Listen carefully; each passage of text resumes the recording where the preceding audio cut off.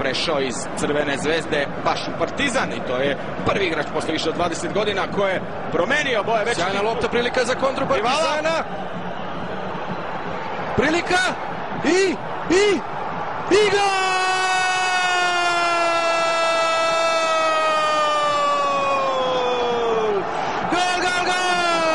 Partizan vodi 1:0.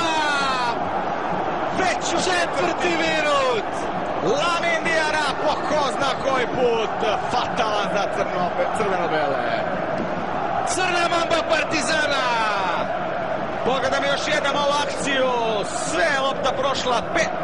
Petrović je tu ubacio, a Diarra s akcije crveno-belih, ali evo ga sad zavio Berović negde na 25 metara. Jao, zašto je dirao Jeftić ovu loptu? Centar šut i 1:1! 1:1!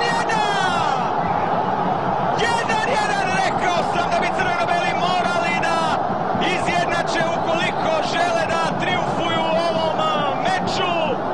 Da li je gol postigao Lekić ili je to bio autogol Srđe Kneževića? Skamenjeni Božović na gol liniji, samo je posmatrao loptu kako ulazi. Ovdje je Jeftić centrirao, da vidimo.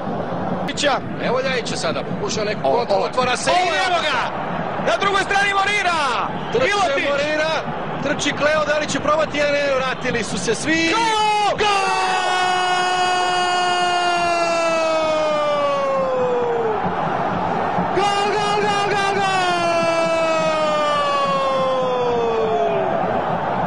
Zaklao se Kleo da će dati gol Crvenoj zvezdi, evo, obistililo mu se. Sa igračima, ne mogu da...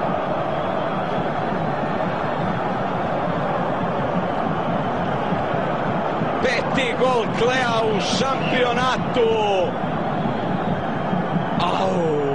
Kakvu grešku su napravili odbrambeni igrači Crvene zvezde. Kleo je sam trčao nekih 40 metara, nikoga nije napravio. I sam savladao golmana Stamenkovića. Imenom i prezimenom Cleverson, Gabriel Cordova, Kleo. 2:1 za Partizan sa igrača manje.